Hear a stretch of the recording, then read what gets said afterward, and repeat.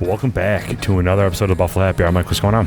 Derek, I'm jealous. He's smoking, I'm not, but it's fine because I gotta keep on keeping on. But Do you want a cigar? It's okay, sir. I appreciate that very much. I maybe after. Okay, so anyways, we'll start with titles, introductions, and then we'll go from there. So our listeners know where we are, other than my heaven. Exactly. So I'm Tommy, owner of the Nickel City Cigars, and one of the board members of Nickel City Club, which is where we are. Two businesses under one roof, and Nickel City Club is a non-profit city social club that is private member, non-profit, and centered around allocated bourbons and allocated cigars. So that's the premise of Nickel City Club. What? And oh yeah.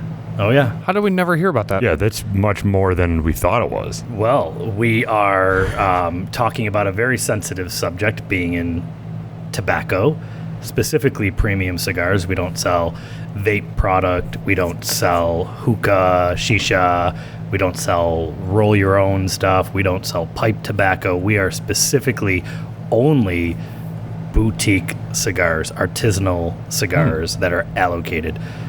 You can go to any other cigar shop in the city or in the suburbs, and you're going to find a premium cigar, but a premium cigar that is mass-produced to an extent. Okay. Still handmade, but mass-produced. Sheer quantities are hundreds of thousands of boxes per year. The stuff we sell are more like 500 to 5,000 boxes in a year, and they're very micro, very small batch style. More for the new school artisanal craft guy or gal that's looking for the best of the best, made with the most premium high-end raw materials. And we can touch more on that later on, but that's where we are. Nickel City Cigars on one side of the building, Nickel City Club, nonprofit, private member club on the other. And so much for being quiet, right? No, you're good. You're all good. So what made you get involved with all this? Start from the beginning. What's your background? So I'm a Navy guy, first and foremost. I'm Buffalo through and through. Born here in Buffalo, raised in North Tonawanda, left for the U.S. Navy 2004. Did about 6 years on active duty.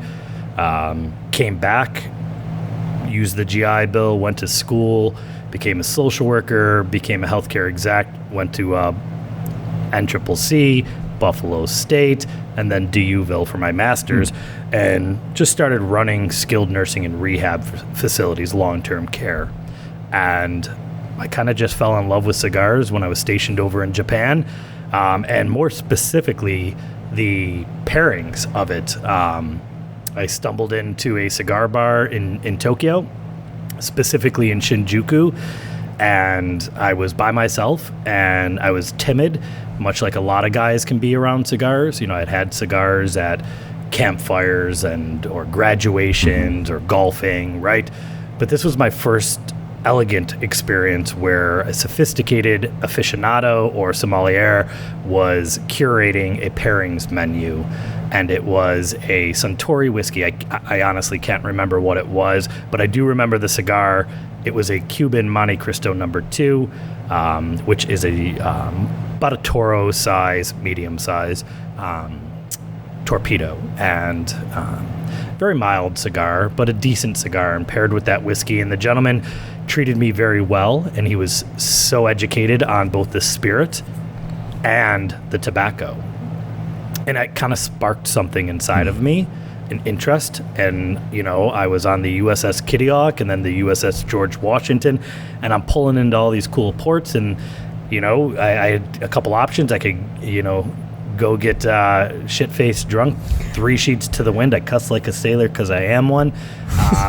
Or I could do that and smoke cigars and kind of hone in a palate. And that's where it started. Got out of the Navy, picked it up, found my way into some online private cigar enthusiast clubs, met some locals, became really good friends with them. And from there, it just kind of took off. And then I was no different than anybody else, smoking that big box store stuff. Rocky Patel, Macanundo, Monte Cristo, all good cigars. Oh, yeah. But mass-produced. Sure. And once I found my way to Tatuaje, owned by Pete Hassel Johnson, Tatuaje, Tatuaje means tattoo in Spanish because he's covered in them. And once I found my way to Tatuaje, I never went back, and started a love affair, and that was probably about 2013. Started collecting cigars, no different than bourbon enthusiasts hunt bourbon. There's a sign right over there. It says Unicorn Slayer. What is a unicorn? It is a rare cigar. You could be a unicorn hunter, a unicorn hoarder, or you can be like us. You can be a unicorn slayer. Chase down the rarest of the rare, and as soon as you get them, cut them, light them, slay them, turn them into ashes. That's it. Love that. Yeah. What's the cigar culture like in Japan? Everybody knows like the Japanese whiskey culture. Well, some people do, but is there a different culture in Japan around cigars? So the U.S. market is pretty much, in the European market are the two driving markets for cigars. Sure. You have U.S. guys that really look for Cuban cigars. It's kind of a stigma around Cuban cigars that somehow Cuban tobacco is the best tobacco in the world. Cuban cigars are the best tobacco in the world. That's really not the case. It's personal preference, no different than anything else. If you drink craft beer and you drink Budweiser, your palate is yours and yours alone. We might make fun of you if you end up on one end of the spectrum, but at the end of the day, we support your decision and we'll just give you hell as buddies, and that's that. The Japanese market, they have different laws in Japan in relation to tobacco and the consumption of it and where you can smoke it, right? Well, they are no different. They form their clubs. They exist in private because that's just unfortunately how tobacco pretty much is. Got to keep you're good. You're good. Pardon the pause. It's a thing when you don't keep it going. It'll go out on you very fast. It's combustion, or combustion rate of the cigar itself, and that has everything to do with moisture content. But that's not what we're here to discuss. So, we can get there. We'll get there. Not yet. They have their own private clubs, and their laws are different. They will bring in cigars. They have access to Cuban tobacco. So a lot of the Habanos, which is owned by the Cuban government, they will smoke that cigar. However, there are pockets, and they typically lean towards the younger generation, no different than here, that have a really keen interest in boutique artisanal cigars. It's a lot harder for them to get them than it is for us, because all of the boutique brands are headquartered in the United States and then have their factories outside. Take, for example, Tatuaje. Tatuaje's headquarters is in Los Angeles and Miami. And their factory, or who they work with, are a slew of different manufacturers at the factory level in Nicaragua. Happens to be Pete Johnson's father-in-law, which is My Father's Cigars, which is a popular brand They typically make peat, commissions them, buys the crops from them, so on and so forth, or sources the high-end raw materials, and then they go through their process, and they're manufactured and boxed and labeled and all that good jazz, and then imported back into the States. And Pete's or Tatuaje's distribution on the U.S. side will then get it out to its retail partners, myself being one of them. Sure. Yeah. Wow. What's the process to not only open this establishment, but then handle the taxes and all the regulations and paperwork and all that back end things? Because I'm sure it's ridiculous. I mean, you have a liquor license, which is fantastic, but that's also its own can of worms. And now you're dealing with tobacco being thrown on top of it. Yeah. What was that process like? Ooh. I'm going to give you the Cliff Notes. Yes. Of course. And obviously, I'm always available to any one of your followers, which you have a lot of, and only growing. So kudos to you guys. And thank you, by the way, for the opportunity. Of course. So I mentioned I was in healthcare. I mentioned I had joined these clubs. And I won't mention any of these clubs by name. When I was collecting these cigars, I realized real quickly that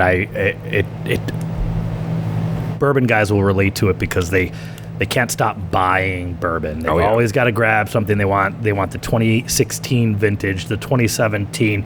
They compare and contrast. They break it down. Geeks are geeks. Nerds are nerds. Oh, yeah. I am a cigar geek. And I'm a bourbon geek as well. Mm-hmm. So I had amassed this collection. And you can't smoke them all. Even if you're smoking 5 cigars in a day, you just can't. So because you're friends, and in the industry, the cigar industry, the culture, really, we refer to each other as brother of the leaf and sister of the leaf. Nice. Right?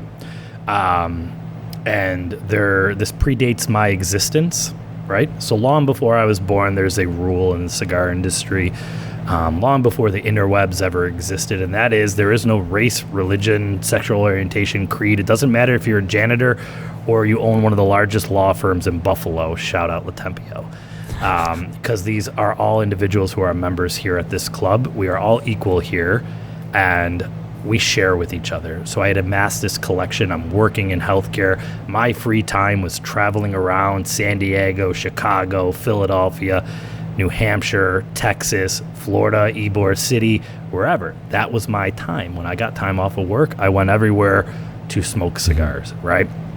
We gift each other cigars. Well, on the same side, there's a secondary. We all hear about the secondary market with bourbon, right? Well, there is for rare cigars.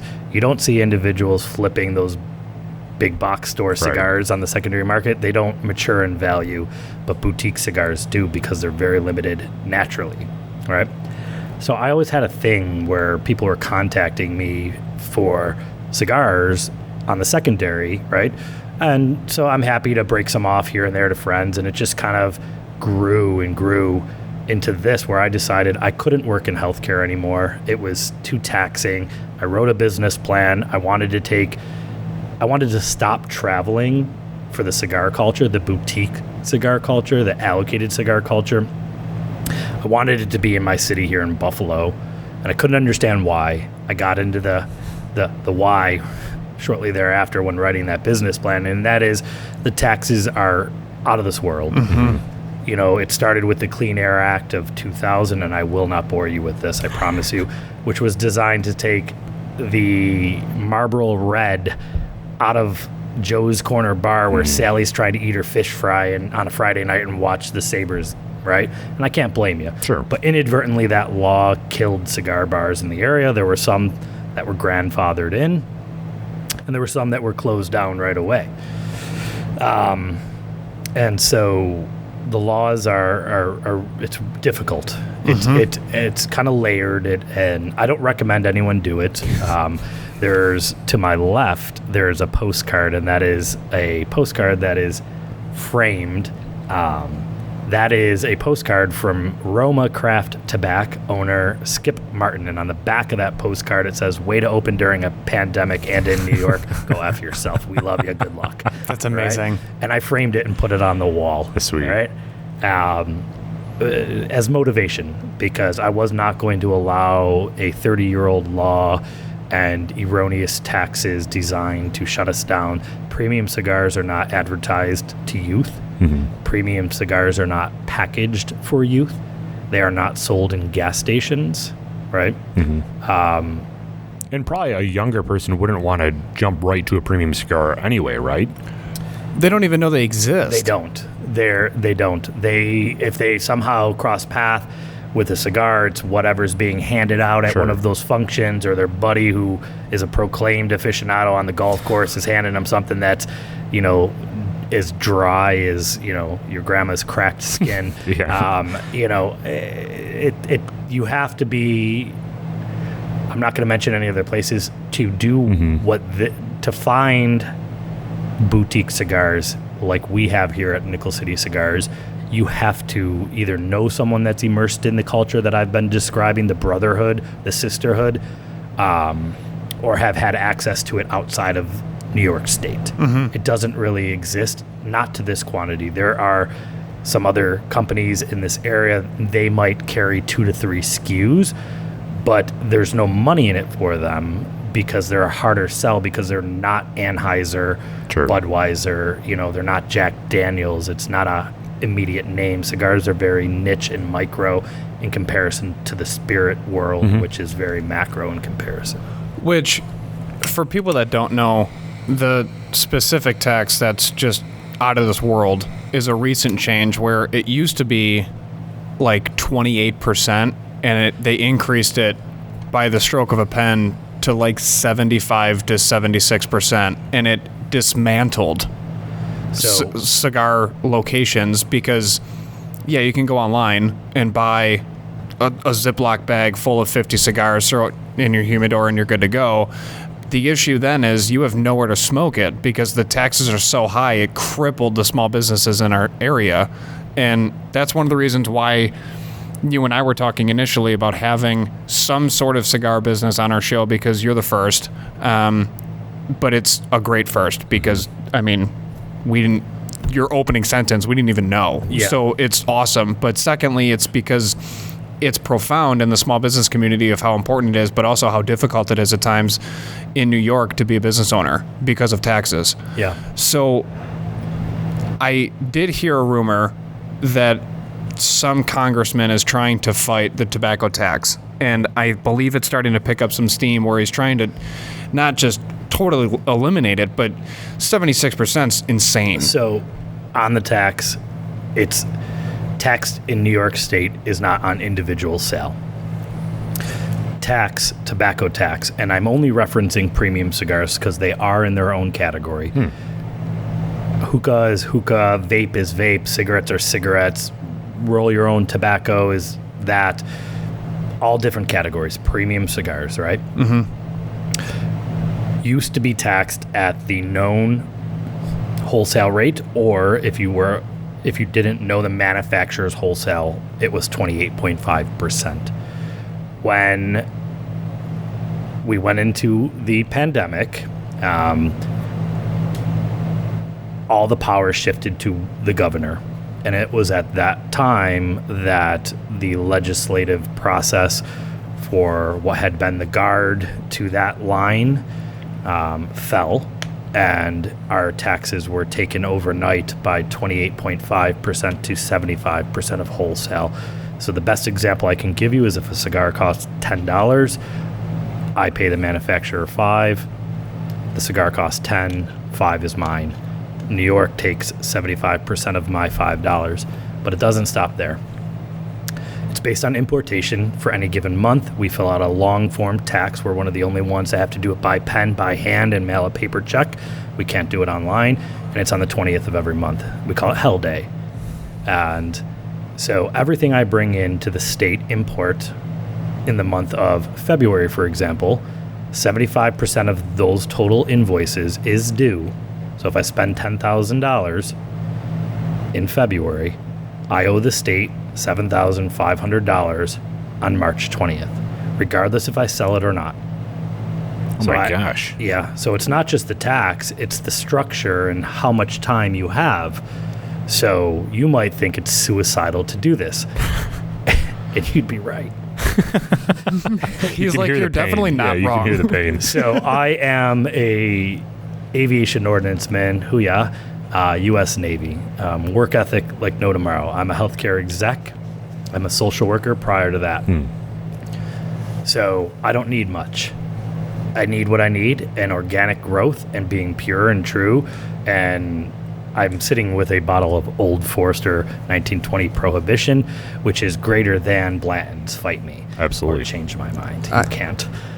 You're not going to hear any dispute from us. Not at all. And I'm smoking a cigar that, as we sit, is not available on my shelf, because tomorrow night is the launch event via Zoom for the e-commerce Nickel City Cigars for Illusion Cigars, or Illusione. You can say it either way.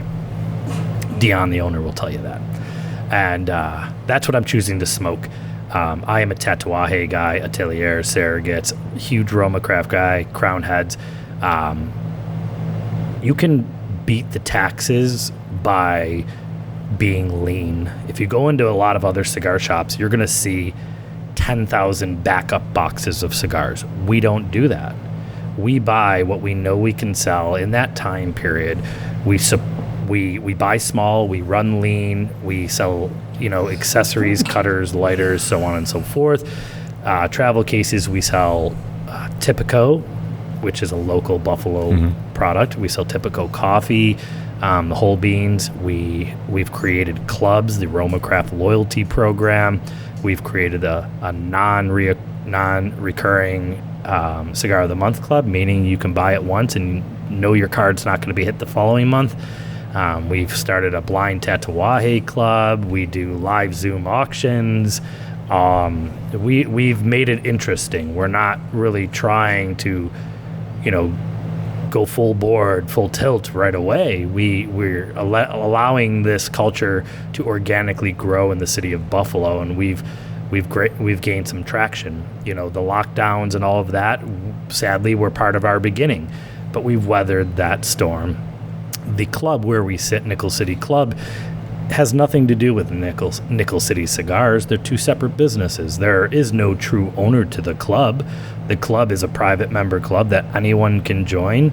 You don't have to be a guy. You don't have to be a girl. You can be anybody you want to be, and you can come and join. The club has no paid employees. It is non-profit. It pays its bills and it buys its inventory. You got to be 21 years or older to come on in, and you can partake in any cigar of your choosing or any spirit of your choosing, but we'll be here as members to help guide you. And that's pretty much it.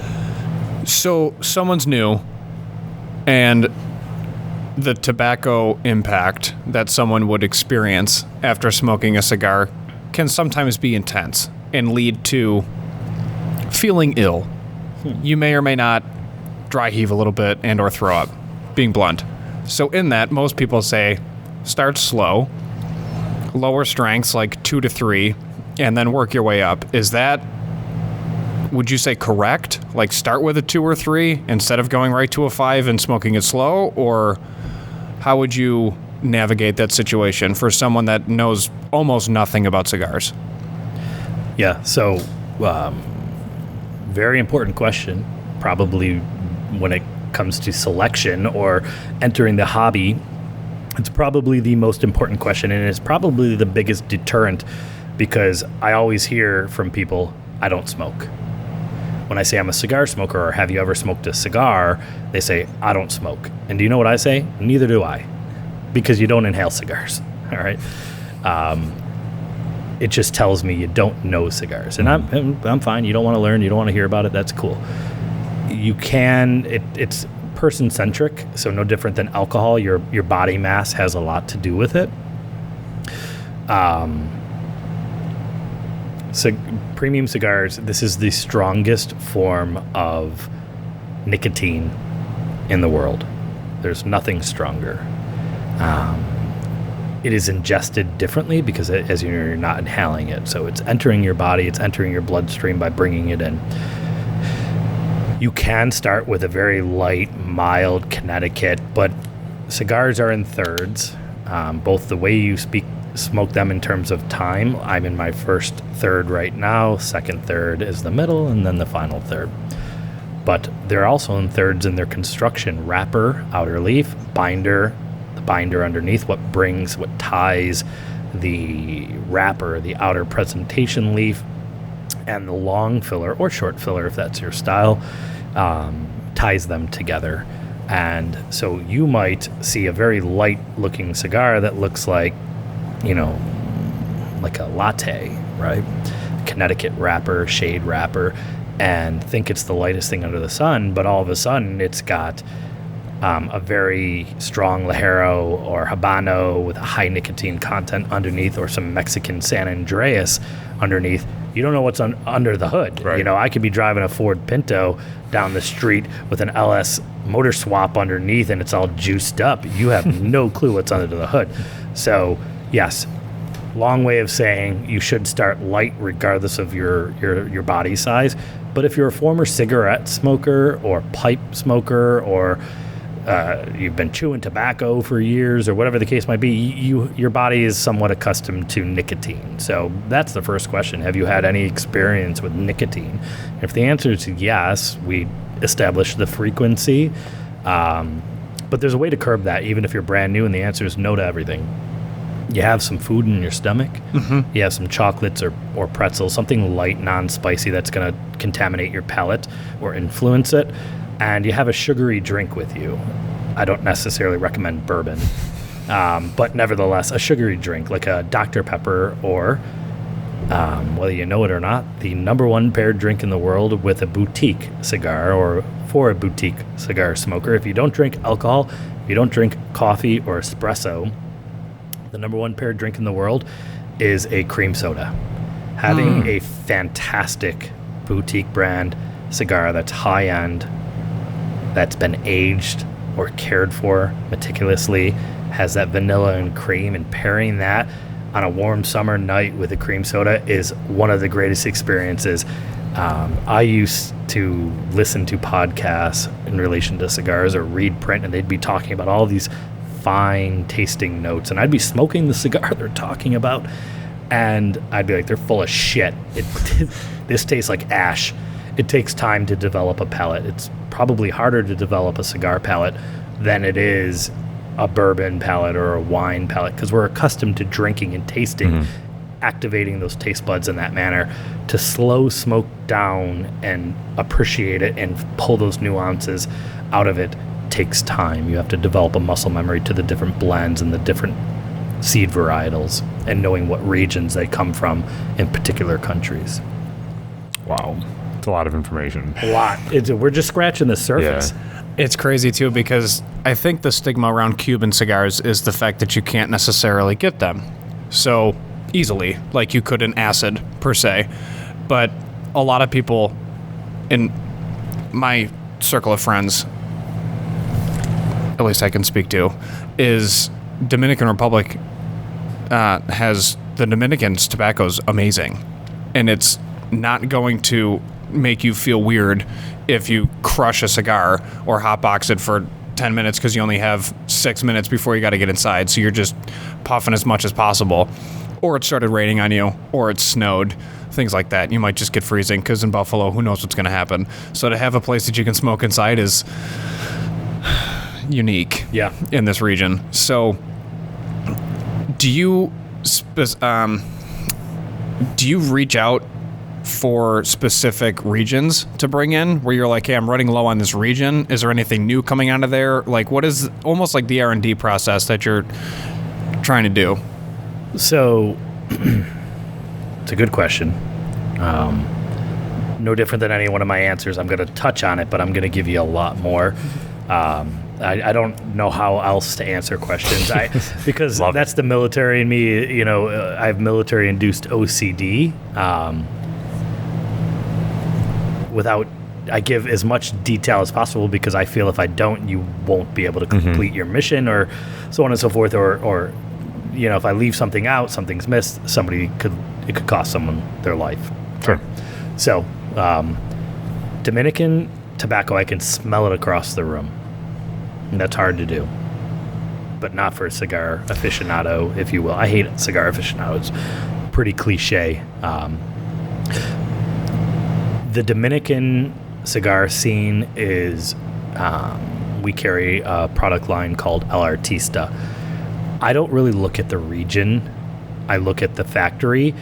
I look at the product. The product will speak for itself. Cigar geeks, we just know, right? It's a small community. I mean, I have friends in San Antonio, Seattle, and Brunswick, Maine, right? We all just kind of, we're part of these clubs. They do exist online mostly. There's a lot of, private Facebook groups, and there are, questions to answer. Are you 21? Da-da-da-da-da. And you get into these clubs, and you just make friends. We treat each other well. We mail each other care packages. So there's... word travels fast when new products hitting the market. We all test it, and then we grade it. We don't look at Cigar Aficionado, the magazine. Much love and respect to them for what they do to the industry, but it's influenced by marketing dollars.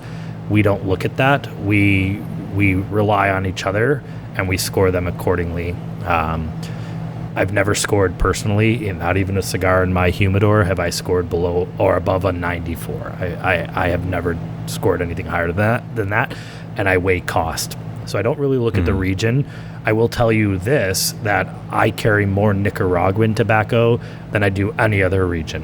Why? Because it is, in my opinion, and many others that are like me, that Nicaragua, specifically Esteli, produces the best tobacco in the world. So much so that I'll see you 2 points. That one, the factories outside of America, they themselves vote. Honduran, Dominican, Nicaragua, Cuban, they all vote on who has the best factory, best region, so on and so forth. And Nicaraguan has been voted the best time and time again for at least the last 5-6 years, maybe even a decade or more. And the second point to that is, do you know who buys the most Nicaraguan tobacco in the world? The U.S.? Cuba. Interesting. Yeah. Go down that rabbit hole. Yeah, really. We won't talk about it here, but it's a lot. There's a lot to find. And once you immerse yourself in this industry and start going through it, and specifically here, because, when you come to Nickel City Cigars, it's a one-on-one. Don't park your car with your hazards on. You're going to be in here for 20 minutes listening to me dredge on, because I respect you spending your hard-earned money here, and I'm going to ask you a lot of pointed questions, and I'm going to ask you about the environment. Are you going to be outdoors, indoor, in your garage, or on a campfire? Are you going to be on a trip? How much time are you going to have? And are you smoking this post-dinner after you've had 7 drinks? These are the type of things I'm going to ask you, because I want to give you the best product available for your situation or your engagement, right? I have people that come in and they're buying for a multitude of individuals. We curate samplers that kind of have a little bit of everything in there. All of this you can see on our website. We have a very long drop-down box when you go in there. Lists all the clubs, all the events, singles, samplers, so on and so forth. You'll be on there for some time. Click through. Give it a try. So talking about tobacco and the different regions of tobacco, do they kind of mirror their differences like whiskey does? Like whiskey has all these different regions, and there's certain tasting notes that you can associate with a certain region where the whiskey's from. Does tobacco have the same type of relation? Obviously not like flavor, or maybe even flavor. Like, what is the relationship between that? So 100% yes. Okay. It is. Corojo is Corojo. Criollo is Criollo. Broadleaf, be it from Pennsylvania or Connecticut, which is a very hard leaf to replicate outside of Pennsylvania or Connecticut. You wouldn't believe that it's being manufactured in Pennsylvania or Connecticut. If you've seen the fields, you'll know. And it's brought down to these factories outside of the U.S. and then turned around, made, and brought back into the U.S. as a wrapper. Tatuaje, I credit with being the Mac Daddy of the broadleaf boom, because now it's one of the hardest leaf to source, be it from Pennsylvania or Connecticut. Whereas some used to use it as only a binder or a filler underneath, because it's gritty, it's toothy. Toothy is when the cigar has a lot of texture to it. it's not pretty. Sometimes there's gaps or blemishes or really thick veins, right? Pause.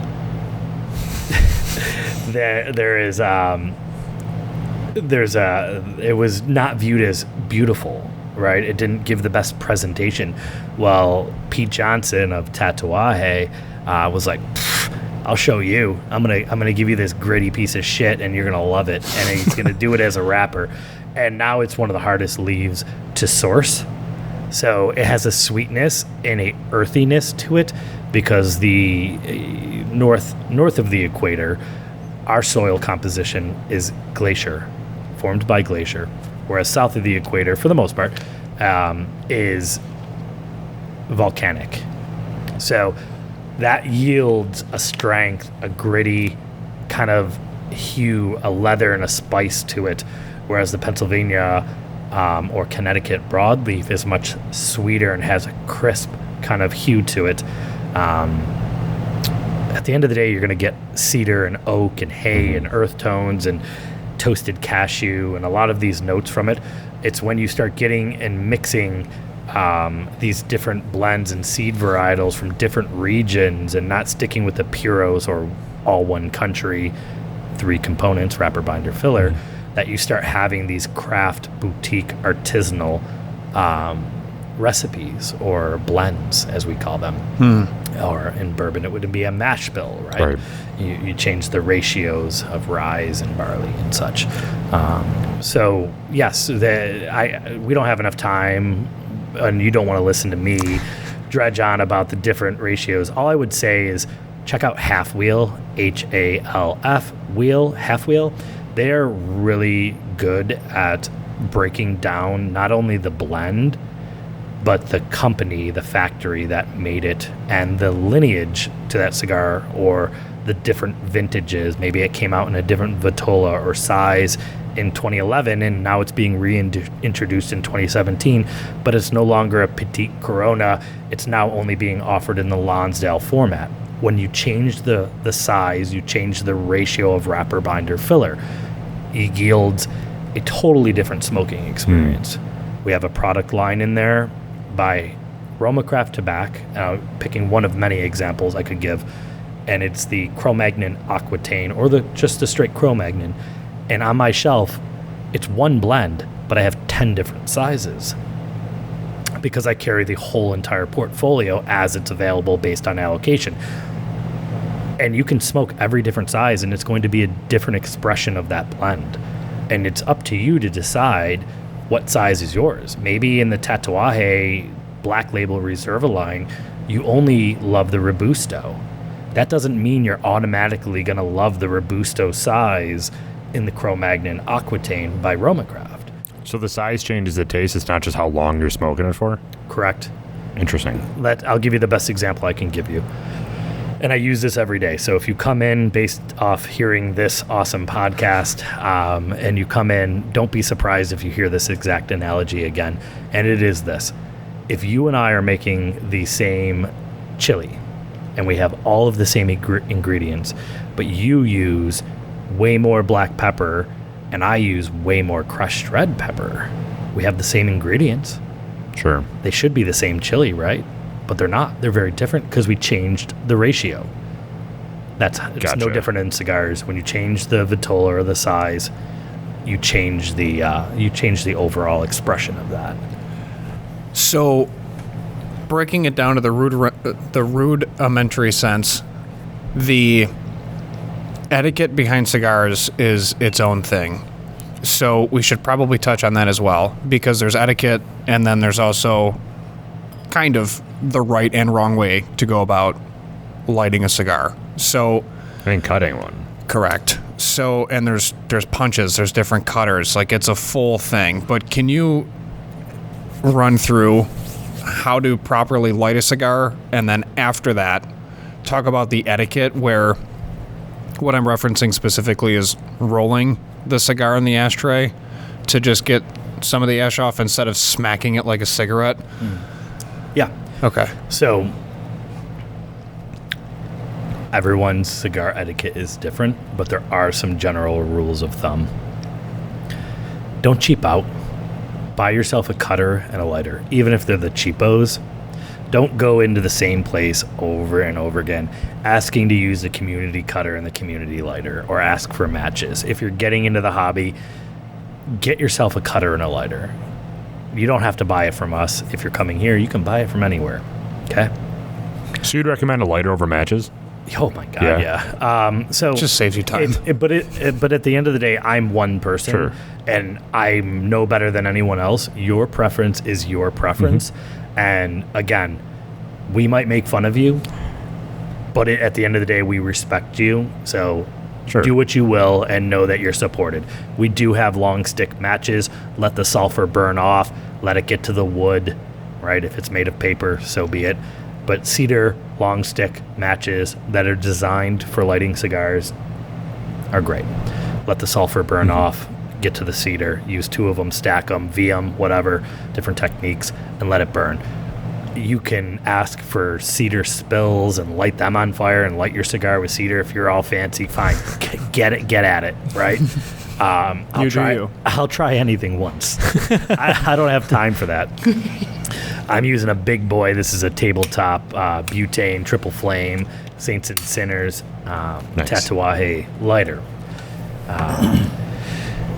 Use butane. You can use a Bic. You can use a Dejeep. Some guys like to be edgy. I just use Bics. That's fine. I love you. I don't have time for that. It takes a hell of a lot longer. I'm about getting into it. You can cut it any way you want. I'll tell you what I do. I V-cut everything. I love the V-cut. It opens the draw up. You probably won't be able to see that full well, but it makes a nice deep V in it. I V-cut everything that I can V-cut. Good airflow opens it up really, really, really wide and gives you all the draw you want. And I like that.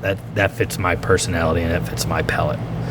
Everything that's figurado or perfecto or torpedo, I use a straight cutter on that and I angle cut it.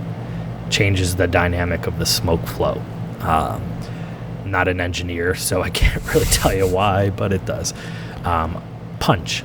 Different millimeters. I only use a punch on the Romacraft Neanderthal because it has a flat top like the Neanderthal.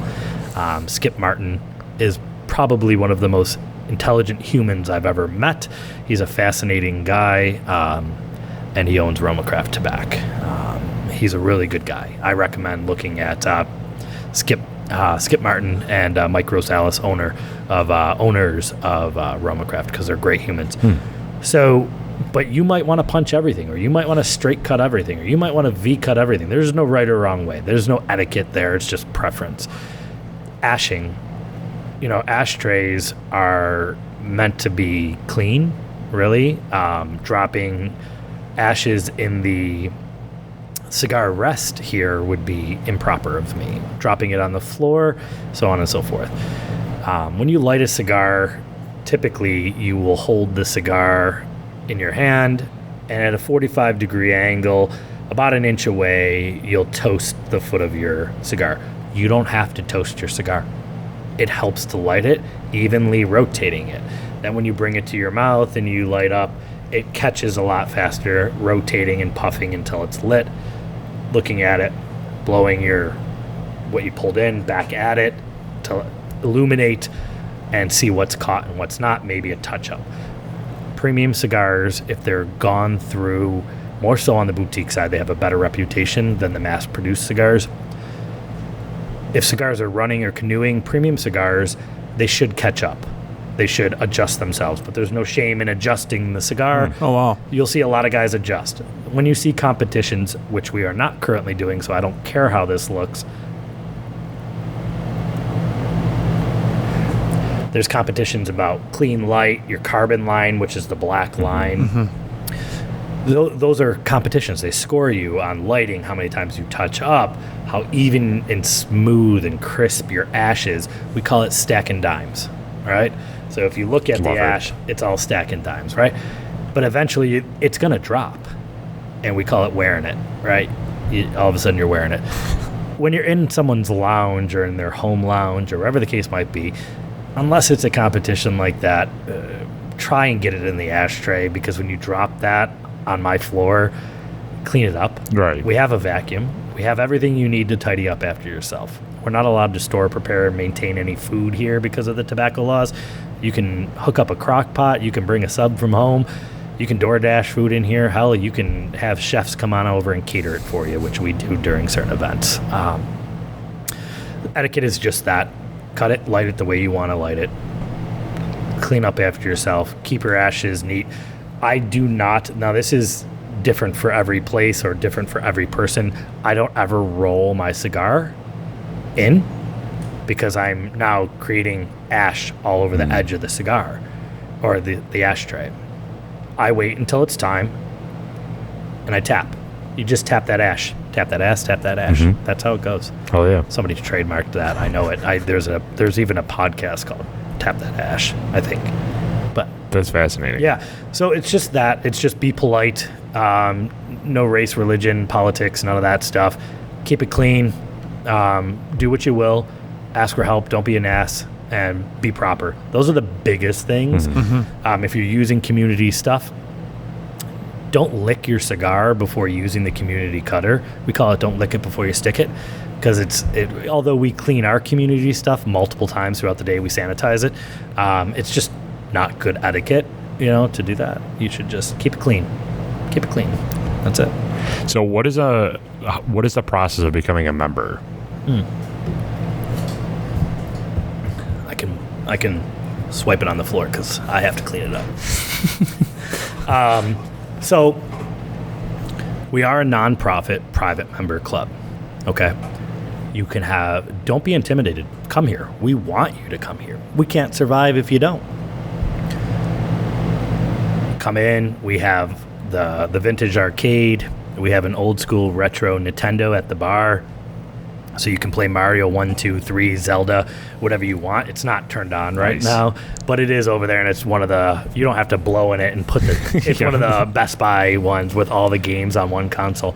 Multiple TVs in here, different environments, connect to the Wi-Fi, hook up your headphones. There's a jukebox, Touch Tunes jukebox in the whiskey barrel on the wall over there.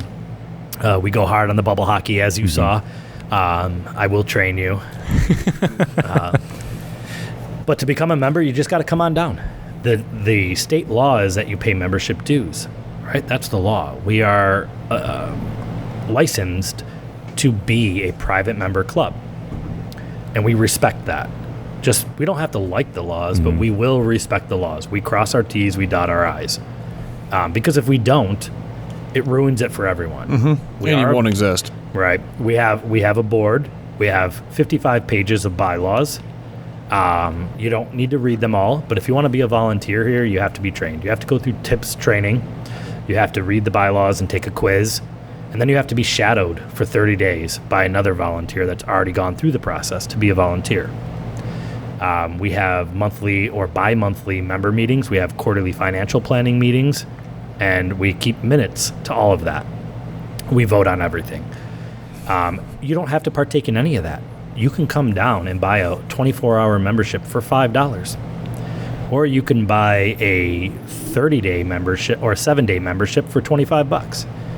Or you can buy a 30-day membership for $50. Or you can buy the annual membership for $125. That's the best value, right? Yeah. But we must charge you, and that's the law. We set the $5 is about the minimum you can really do. Without kind of turning your nose up at it or making a joke of it. We don't want any trouble with anyone. We want to respect the laws. We ID everyone. It doesn't matter if you look like you're 55 or 35 or 25. We are going to ID you, and we are going to hold your information on record in the case that the Department of Health ever wants to come in and see who our members are via roster, and we maintain those records in a secure way. That's pretty much it. Come on down and buy whatever membership tier you'd like. You'll get a welcome packet, kind of explains everything and all that good jazz, and you can check the place out and sit down. You can schedule a time to do a one-on-one with me for free. It doesn't cost you anything, and we're happy to do it. The members are allowed to rent the space out, right? So say you wanted to have your buddy's graduation party here, or bar mitzvah or stag party or something to that extent, you can come on down here and we will charge you per guest per 24-hour membership. We take all individuals' names, date of birth, so on and so forth. We keep a guest list, if you will, and we keep it moving. That's that. That's awesome. We don't really book a whole lot of parties like that, but it's always open. We have some members who own companies down here, and they do some corporate training here. We have guys that still work remote, and they might bring some coworkers down, and they'll all buy memberships, for a day or a week or a month or whatever.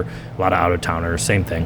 That's cool that you can do a 24-hour membership. Yeah. That it lets you at least experience it before committing to, because there's a lot of people that think that like a cigar bar has that pretentiousness to it. And if you come down here and you get a 24-hour membership, you'll see like, we're just here to play bubble hockey. Like, that's all we want to do. Yeah. And you can see and experience that, and then you'll go buy the annual membership after that. You just have to feel what the place is like first. That's right. We encourage folks, if we don't call anybody out, in person or like in public rather, if you're coming in every day, every other day, and you keep buying these day passes, it's our obligation to kind of steer you towards the annual membership, because that's the goal of it, is just get it one and done. It kind of pays for itself. Nickel City Cigars is gracious enough to allow every member here to get a discount on the cigar side. That's a gift. It's a thank you for supporting the cigar industry by indirectly becoming a member of Nickel City Club, which are two totally separate businesses and unrelated to one another. They just happen to be in the same business building, if you will. Not to cut you off, do you have like good. a secret cigar lounge? For myself? Well, that's here. That's like behind a fake wall. Something wild. No, so there's what we call it is, because as I mentioned, I am a social worker. So on the far side of the building where my office is, where Nickel City Cigars office is, there are 2 chairs in there, and I call that the session room. And that's where you're no longer in a business, if you will. You're in my office, right? And there are 2 leather chairs in there with one very 1920s ornate cigar stand and an ashtray, and right next to that is my private wineador, which is a wine fridge that's been converted into a humidor, thermal electric. Nice. And inside of there is some rare goodness. So if you become one of those people and get invited to the session room, you can have a very private one-on-one with me where the bourbon is not otherwise readily available, very rare, and the cigars are equal to that. So yes, there is a wizard behind the curtain. That's the whole vibe. Yeah, it's a session, and then I social work you. I ask you about your feelings and stuff. No, I'm just I don't really do that. Can someone come in just for the bar, or is that not part of it? Yeah. So here's a fun thing that I'm very proud of. So far, there's not been any assholes. If you look at my Google reviews for Nickel City Cigars, you're going to see we have, and I've actually never spoken about this publicly, not like this, and it's something that's in my mind. I never really speak about it. There are only 40, we're a newer company, but there are only 40 Google reviews. They are all 100% unsolicited. You just read the comments. They're amazing. It's one of the things that cost me nothing. Sure. I didn't ask anyone. I didn't promise anything. It is completely organic and true and honest, and we have a 5-star rating, and we have some really good people that are complete strangers to us for the most part that left some really good feedback. And for example, even yesterday, a gentleman who was in from out of town had messaged me through the business account on Facebook, Nickel City Cigars. And I try to provide the greatest customer service I can and response times, but it's just me on the Nickel City Cigars customer service team. It's me, one of one. So I try to get back to you within 24 hours. And this gentleman had reached out inquiring, saying, I don't smoke cigars. Can I still come even if I just choose to smoke my pipe tobacco? And I gave him the same answer I've given everybody else that's ever asked. That is, you can come down just to play bubble hockey, and that's that. I've still got to charge you $5 for a 24-hour membership. And or if you just want to come down and, drink bourbon and watch TV, you're welcome to do so. We don't control. The only thing that we say you cannot do here is you cannot smoke cigarettes here. Mm-hmm. They are not an organic product. They're laced with chemicals. We don't endorse cigarettes. We don't endorse anyone smoking cigarettes. I don't care if you do. That's your own right. You can't do it here. Sure. You cannot smoke marijuana here. We're not interested in recreational marijuana being part of our business. I don't care if you smoke whatever you want, right? You just can't do it here. So no cigarettes, no marijuana. We're never going to be that shop. We don't sell pipe tobacco here. We don't sell CBD. We don't sell glassware. We don't sell vape products or anything like that. But just no cigarettes, no weed. But you can come down for any reason you'd like. He came down and elected to drink some bourbon and smoke his own pipe, and we were happy to have him. That's so sweet. It is. That's because even for like people that want to smoke a cigar but either don't want to do it in their house or it's too cold outside to go outside and smoke it. Like, just come here. Mm-hmm. You'll meet new people. You can smoke anything you want. Like, you got an awesome selection in there, and it's just a way to like smoke a cigar not in your house and decompress. Yeah. Because it's one of the biggest things that's one of the reasons why we like whiskey so much is because it gives you time. You're sipping something. You're not just crushing a natty light and then spiking the empty can on the ground and being a prick. Like, you're forced to appreciate what it is because you know that it took 5 years for it to even show up. So it's the same with cigars, is you're forced to just sit for a while and enjoy the product that's in your hand, and then more times than not, you're not alone. It's aromatherapy. Yeah, true. No doubt. It's a Zen session. Fun fact.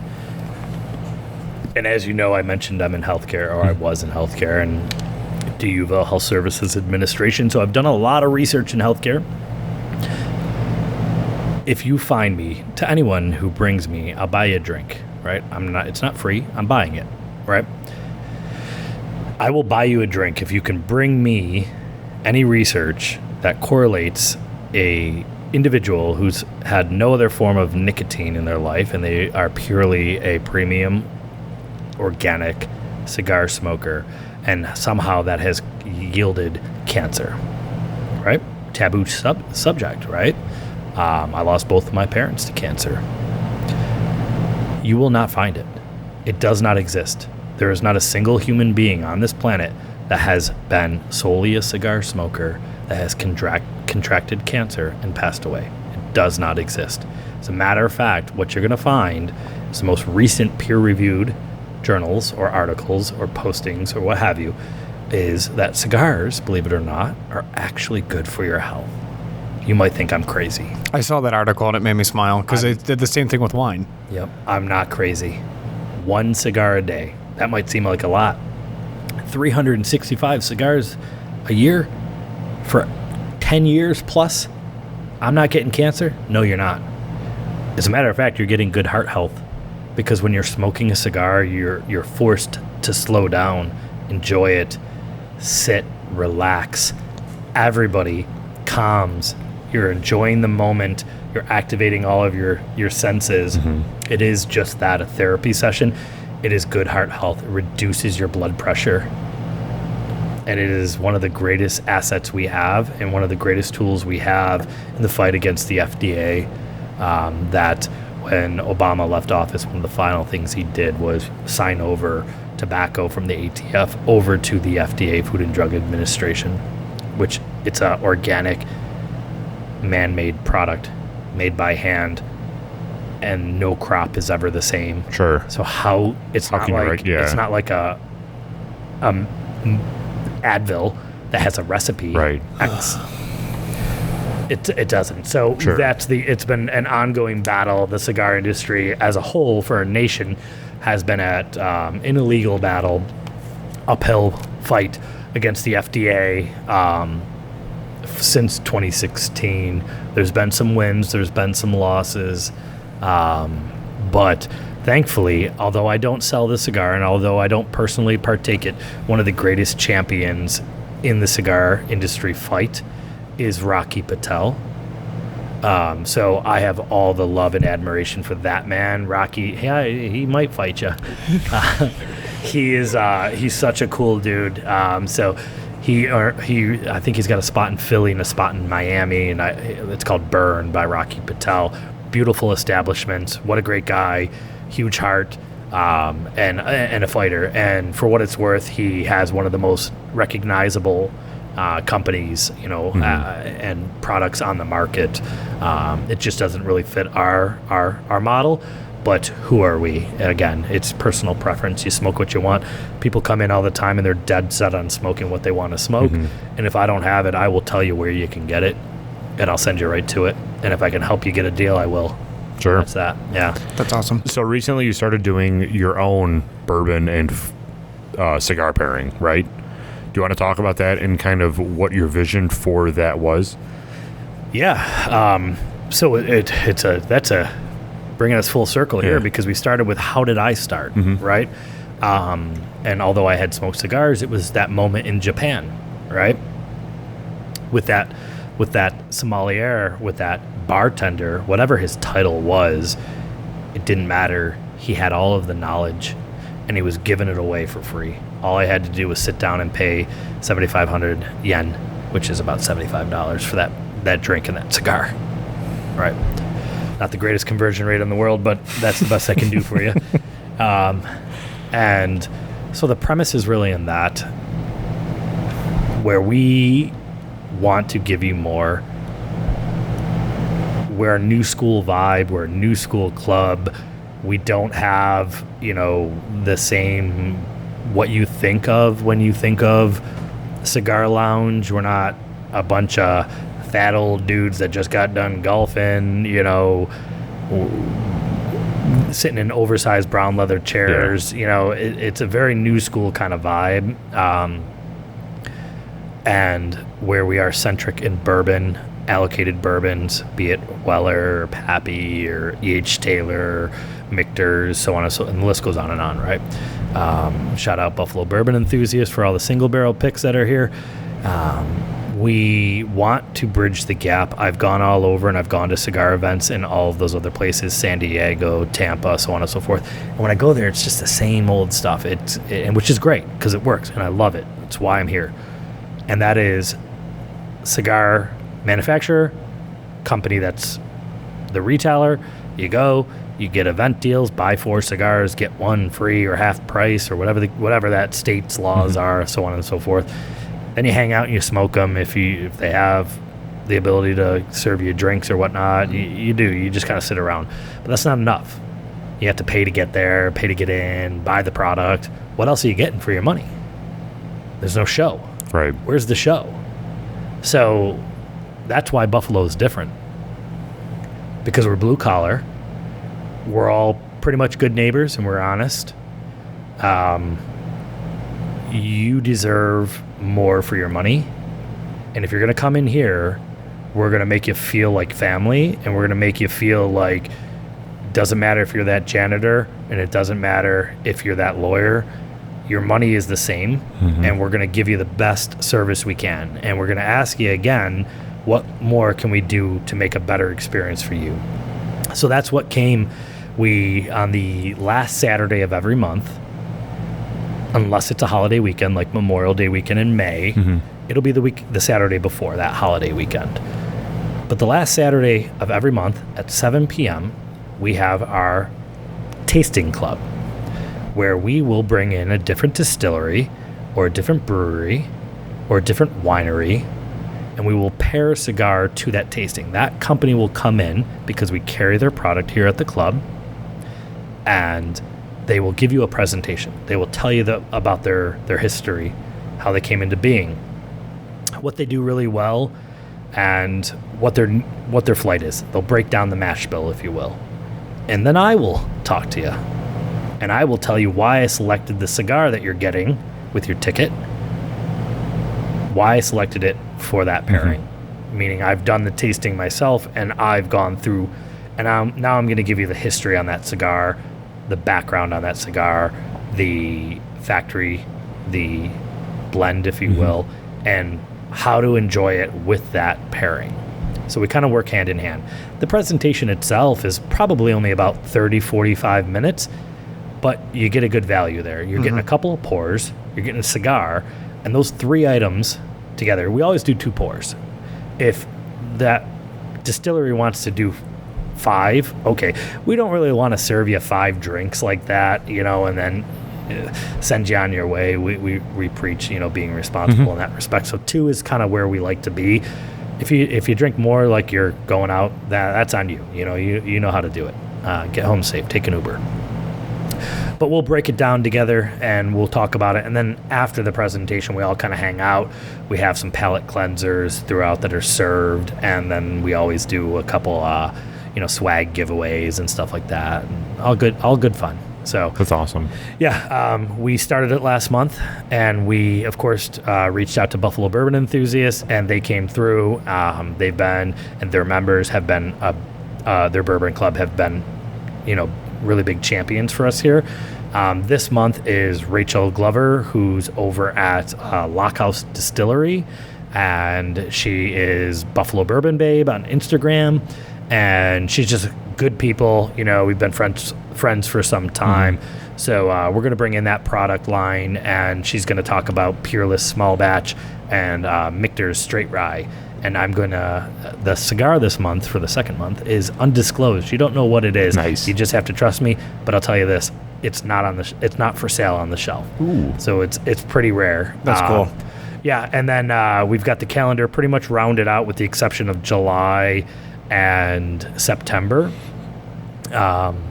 Next month is going to be Hartman's. I know Justin was on your show not too long ago. We have nothing but love. We carry Hartman's. Hartman's rye is fantastic. The best rye. Their barrel strength. We've actually, their last barrel strength batch was 212 bottles. We have the bookends. We have bottle number 1 and bottle 212. Nice. We've not put it on the shelf yet. We've held it back. We're waiting for that event, and we're going to open it up. I'm telling you too much. Just come to the event. Yeah. That's amazing. Yeah, it's a good club. We keep the tickets are online. It doesn't matter what the cost of the products are. This month, for example, the 2 pours and the cigar, plus your 24-hour membership, exceed $30. Sure. But it's a nonprofit club. We don't have to make any profit, right? Yeah. It's a nonprofit. It's a nonprofit club. So it's $30. It's $35 at the door. I spend more when I go to Mighty Taco. Right. I'm not going to lie to you. I do. Oh, yeah. That's a good deal for the 2 pours and a cigar. It's very... that, but that's also a lot of money tacos, so good for you. Well, I mean, Doesn't show. Doesn't show, man. yeah. It's in there. Glorious physique right here, made by Mighty Taco. Definitely not a sponsor, but if Not they at all. It could be, became though, one, I for wouldn't sure. necessarily be mad. Really. That's cool that you do that. Educating people on both topics are very intimidating, and marrying them together and providing a environment where people can continue to learn and continue to attend these events to learn even more, it's awesome, and you can't beat that. That's what we try to do with bourbon on our show. That's what you guys are doing here. It's you need to educate people on these topics that they don't feel welcome in, and we have to bridge that gap as people in the industry of being, listen, it's not that big of a deal. We'll teach you. Everything will be fine, and then you'll enjoy it eventually. Yeah, that's what Buffalo is. Right. You No know, doubt. like you guys, like I mentioned, you guys reaching out, we just met. I've obviously been following you, when you make your drinks in the oversized Mason jars. Yeah, it's just we're you guys disasters. are really good. I have nothing but love and respect for what you're doing. Keep going. I have every intention on sharing, and I hope, when my listeners, the Nickel City Cigars, when my cigar family view this, I hope you guys really do go follow them and share and beyond that, just engage, drop comments, and ask questions. because it is that recipe. It's a two-way street, and Buffalo's a really good city. It deserves nothing but the best. We're kind of a hidden gem. I won't be so cliche and say keep Buffalo a secret. I just have one thing to say: fuck ranch. Hell yeah. Oh yeah. Yeah. Go Bills. That's Go right. Bills. So speaking of our Instagram handle, what's yours? At Nickel City Cigars, and the club is at Nickel City Club. Okay. So super simple. Nickel City Cigars and Nickel City Club. And then ours. Is there a the? It's Buffalo Happy Hour, but is there a the It's Buffalo? original Buffalo, or No, it's Buffalo Happy Hour 12 originally. Yeah. Now it's official Buffalo Happy Hour. Official Buffalo Happy Hour, and I'm gonna steal your logo, and I do this with every brand, and they hate me for it, but you can't yell at me because I'm not profiting off of it. And that's my legalese for you is I'm not going to sell it, but I'm going to steal your logo, and I'm going to have stickers made, and I'm going to drop it in a month's worth of shipments from nickelcitycigars.com. So your sticker with your logo Love that. is going to go all over the country, and that's just that. And you can't stop me from doing it. Well, thank you. And it blows thank my you. mind why some of these brands get mad at me for replicating their logo and giving it away for free. It's free advertising that Right. I paid for. Not all of them, but some of them. So I'm going to do it with yours as well. I'm going to drop it in because for whatever reason, cigar guys love stickers. We put them on our humidors. Oh, We yeah. put them on, our filing cabinets. We put them on our garage wall or our whatever. You know what you do is on our coolers, of course. And that's just that. So I'm happy to do it. And I hope every Nickel City cigar guy, because Nickel City Cigars Instagram is predominantly non-Buffalo. We actually have we have an online membership for our out-of-towners. We have an online membership called the Legacy membership. Oh, sweet. It's on our website. Breaks down the tiers. I think the 12th man is the highest tier you can buy, or the K-Gun for Jim Kelly, so on and so forth. Those are the Nice. tiers. And we have more online members than Nickel City Club does members here. Goodness. So what's the online membership? Just sending a couple cigars or one cigar a month? Or It's all on there, Okay. but specifically, it's you're buying into the culture, you're buying into the club. I like that. You are added to a private forum where you're all of a sudden you have a new best friend, and her name is Smurfy, and she lives in New Jersey. Or you've got a great buddy by the name of Matt Maggio, and he lives in Chicago. Or you've got Sexy Monkey, Ben Monk, up in the northern peninsula in Wisconsin. Or you've got Mason down in Texas. All of a sudden you have all these brothers, or Aaron, CUNT boy, who's down in Hollywood, Florida. All of a sudden you're part of this family, and these are pure brothers and sisters of the leaf that can guide you along if you're a newbie, or razz you if you're a salty dog that's been in the industry smoking boutique cigars. Sure. So you're buying that, but what do I give you? I give you a laser engraved metal membership card with your personal number on it that's only assigned to you. You get a personalized discount code that starts at a certain percentage, and every time you use it, you come back, it's worth more. And it caps at a certain percentage. You get a bunch of swag and stuff mailed to you initially for being in the club, along with that metal card and those cigars. So you get something, and then it pays for itself because you get that badass discount code. But the biggest thing, and the thing that I didn't know, was how close they were going to become to one another, the family that they became. And now they travel with each other. That's sweet. I haven't touched my phone in about an hour or two. When I go into that forum, there's going to be about 250 unread comments. And they just go all day. They share everything with each other. What they're drinking, what they're eating, what they're grilling, where they're going on vacation. Their kid fell, broke their leg, whatever the case might be. All of a sudden, you've got a Airbnb for free all over the country. And that's what the Nickel City Cigars legacy members are all about. That's awesome. Yeah. That's a really good idea, and I'm glad that exists. So hours, when is this place open? We are open 7 days a week. Regardless of what you see on Google or whatever, or what's on the door, it says 10 a.m. Monday through Friday, right? We open at 10. If we're not open at 10, we'll see you at 11, right? Grab a coffee. I'll apologize. But for all intents and purposes, weekdays we're open 10 to 10. Friday, Saturday. Friday, is it a weekday? I don't know. Right. It's a weekend. Yeah. Friday, Saturday, we are open 10 a.m. until 11 p.m. or 2 a.m. You pick. If members are here enjoying the club and spending money, we're not asking you to leave. Right. It's your clubhouse. It is nonprofit. We will stay open, right? Sundays, we are open till noon until 11 p.m. Again, if you're here, we're staying open. It says 11 p.m. because that's really centered around Sunday night football. We don't want you thinking that you're going to have to leave after you're watching the game. However, any one of those nights, if we're open until 10 and there's no members here at 9 p.m., we will close early. There's no members here. It's nonprofit. There's no point in staying open. Sure. You can't really have a drink, have a cigar in 35, 40 minutes. It doesn't really make any sense. But we never close early on the weekends. We will stay open, and we will stay open until the wheels fall off within the limit of the laws. Your imagination is just that, your imagination. If you can dream it, we'll make it happen. And that's pretty much it. Love we it. just want you to have a good time when you come here, and that's pretty much it.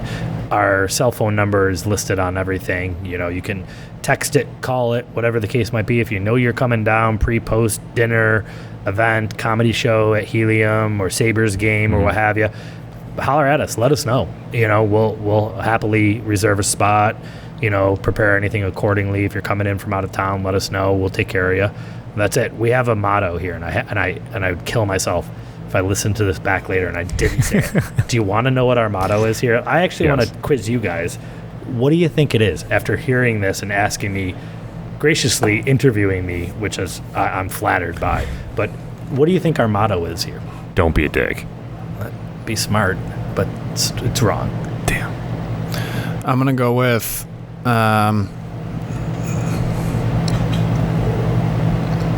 we're on your watch. Very close. Very, very close. It is this. We work for you. It's that simple. I like it. We work for you. I have gone all over the place. I go into places. I don't care if I'm buying a coffee from you or if I'm buying a brand new truck or a car or whatever. I don't care what, you can come at me with all of your stress, your trauma, right? Whatever, your bad day, the wife, the husband, the kids, whatever, you can bring it all at me, and or anybody else who volunteers here or on the Nickel City Cigars side who works here. You can bring it at us. You can be as rude as you'd like, or you could be as kind as you'd like, and you're still going to get the same response from us. We work for you, and it won't be facetious. It will be authentic, because we truly do appreciate everyone who wants to come in and help a dying industry survive, because it is actively dying. And if we don't have some support from the community, this small private niche of a club will die, and all we'll be left with are the others that are only in it for profit and not part of the culture. Right. We don't care about how much money we make. We care about the culture. This culture does not belong to me. It is centuries old. It is a craft. The definition of the word craft is the art of making something by hand. It is handmade by masters. I will never become a master. I do not belong to this culture. I represent this culture. There's a difference. This isn't I'm Irish. This isn't my culture. And that's all I can say is we have love for the leaf, and we respect it very well, and we have love for the dram as well. So if you're looking for an umbrella drink, this isn't the place. Yeah. We don't have it. That's a good point. And we're on Franklin. Well, what's the address of this place? 284 Franklin. We are directly in front of the Chop House, diagonally across the street from Dinosaur Barbecue, steps away from Chippewa and Alof or Vice at the corner of West Tupper and Franklin as well. Gotcha. Cool. Anything else that we didn't touch on that you wanna hit? No. We know that's a loaded question, No, but no, really. Nope, you guys are great. I think the one thing is, although when you're making the drinks, you're standing. When I met you guys for the first time the other day at Whiskey Riot, I couldn't believe how tall the two of you are. I think at some point there just needs to be like a measuring session where you have like the doctor thing. I think that would be awesome. You guys are so great. The fact that, I mean, Buffalo's awesome, but you guys are organic and real and you work really well with one another. thank you. I think it's thanks. awesome. I think keep going. Feel free to use the space really. however you see, whenever you want. If you need anything, you're always welcome here. You have a cigar tobacconist in me for free. It doesn't cost you anything. I tell everybody all the time, no different than you, so it's not unique to just you two. Anybody out there watching or listening, you buy a single cigar from Nickel City Cigars, and all of a sudden you've got a business card in your pocket with a direct line to me. You now have a tobacconist in your pocket. Anytime, any place, however you need me, I will respond to you. I will get back to you. It doesn't matter how much money you spend here. You have a friend in me, and that's just. I know it sounds really No, it's awesome. cliche, but It really is I awesome. truly do mean it. I that's mean huge. it. Yeah, it's. I'd rather do this for the rest of my life than work in healthcare. It's a really stressful environment. God bless the men and women that do that day in and day out. I gave you 10 years. That's all I could give you. I can't give you an ounce more. I need to do this for the rest of my life, and I want to do it in Buffalo and talk to gents like you. Love it. Yeah. Well, thank you, man. Thank you for your time. Everybody, come check them out. You can grab an amazing cigar, a nice dram of whatever you want, really, and go play bubble hockey for a while. And he'll challenge you because he's the best. Bubble Hockey Daddy is my nickname. Just so you know. I love it. Thank you so much for your time, man. We appreciate it. Thank you. Cheers, guys.